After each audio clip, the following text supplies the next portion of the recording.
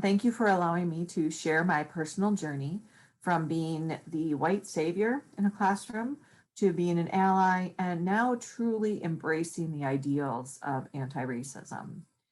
See, as a child growing up, I grew up in an environment where everyone looked like me. Everyone believed pretty similar things as I did. And going to school, I was represented in my classroom, in my curriculum, in my textbooks. So as a child, I didn't really know what diversity was. It was something that I saw on TV a little bit, but it wasn't anything that I had ever experienced. So, to my surprise, when I went off to college my freshman year, I was placed in the international dorm. And when I went into that international dorm, I was bombarded with different images, different cultures, different experiences that I had never, ever had the opportunity to explore before. And I gained a sense of intrigue and curiosity. And I wanted to explore. And I started doing work on what does this mean and why are so many people different? And that was the first time I really started to dive into the ideas of diversity and really recognizing how much being white impacted who I was. Because of the way the systems are arranged in our society, especially here in the US, everything is taught from a way of, I didn't even know that I was white until it was brought to my attention. However, if I wasn't white, that would not have been the case. So I want to fast forward through that a little bit because when I was in college, I became the white savior. I became the person who was going to help save everyone else who wasn't as fortunate as myself. I didn't understand exactly what that meant.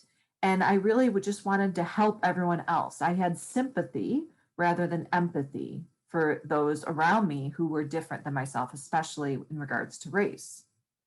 So when I got my first teaching job, I remember getting a thematic unit book about Africa.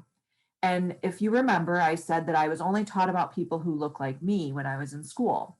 So I wanted to make sure that the children I taught were taught about people outside of their own identity group in regards to race specifically. So I taught a thematic unit all about Africa. And what I realized looking back is I thought I was doing some awesome things. But what I was really doing was continuing to perpetuate stereotypes. And I was overgeneralizing and oversimplifying the concept of race, but I had good intentions. But what I said now and what I look back on is it doesn't matter what my intentions were, my impact was still the same. But I share this story because I would venture to think that quite a few of us have had similar experiences where we have good intentions and we want to do good things. But how many of us have ever seen ourselves in that white savior lens of just trying to help everyone else? So I got through that stage and I realized that I couldn't help anyone else and that we needed to move from sympathy to empathy. And I became more of an ally, which is fighting for equal rights and supporting everyone else and really wanting to do well by other races other than my own.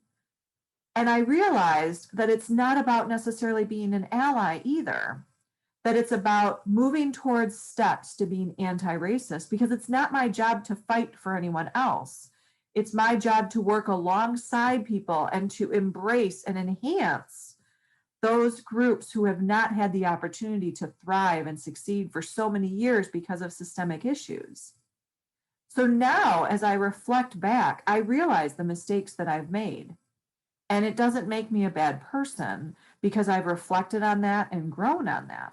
And as you continue to go through this learning path, I hope that all of you take the opportunity to not have guilt or shame associated to your own journey, but be honest with yourself of whether you are truly in this to be a savior, an ally, or an advocate, or building those relationships to build one another up and to build up identities who have been marginalized for so long. So I encourage you to challenge yourself along your journey. Thank you for listening to my journey, and I would love to hear more about yours.